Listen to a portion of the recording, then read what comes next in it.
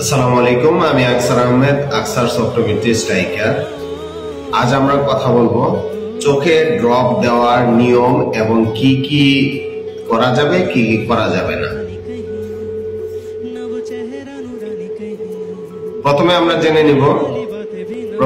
জেনে নেব হচ্ছে চোখে যে ড্রপ আছে, এই ড্রপ চক্ষু ডাক্তারের পরামর্শ ছাড়া চোখে ড্রপ দেওয়া যাবে না। অনেকে চোখে ড্রপের যে বোতল আছে, বোতলের মধ্যে একটা রিং থাকে, এই রিংটা খুলে ফেলে দেওয়া হয়।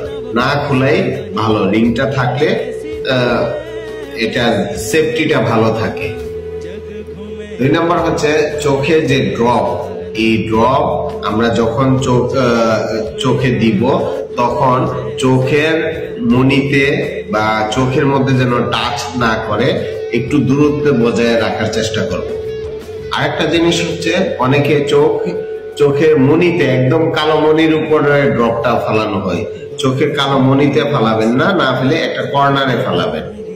ঠিক আছে, কর্নারে ফেলাইলে চোখটা বন্ধ করলে সাথে সাথে এটা পুরা সারফেসে চলে যাবে।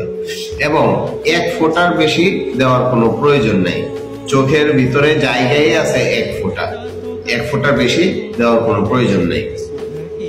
আরেকটা জিনিস, যারা কন্টাক্ট লেন্স ইউজ করে, এই কন্টাক্ট লেন্স থাকা অবস্থায় চোখে ড্রপ এবং চোখে ওয়াইনমেন্ট বা ড্রপ দেওয়ার কোনো প্রয়োজন নেই। আরেকটা জিনিস হচ্ছে ডক্টর আপনাকে কয়েকটা ড্রপ যদি লেখে, তাহলে একই টাইমে যদি পড়ে, তাহলে একটা ড্রপ চোখে দেওয়ার 5 মিনিট পরে আরেকটা ড্রপ দিবেন। একটা ড্রপ দেওয়ার পরে একটার উপরে আরেকটা ড্রপ দিবেন না, তাহলে কোনোটাই কাজ করবে না। একাধিক যদি হয় তাহলে মিনিমাম 5 মিনিট পর পর একটার পর একটা ড্রপ দিবেন। এইভাবে যদি আমরা ড্রপ গুলো ব্যবহার করি তাহলে আমাদের কোনো সমস্যা হবে না।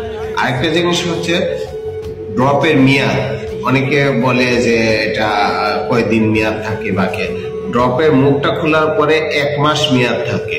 ঠিক আছে, আবার অনেকে বলে থাকেন যে যদি লাগাতার দিতে থাকেন, দিনে 3-4 বার করে দিতে থাকেন, ওই অবস্থায় এটা 1 মাস হয়ে গেলেও সমস্যা নাই। এরপরও যতদিন লাগে শেষ হওয়ার আগ পর্যন্ত আপনি দিতে পারবেন, কিন্তু গ্যাপ দেওয়া যাবে না, গ্যাপ দিয়ে ইউজ করা যাবে না।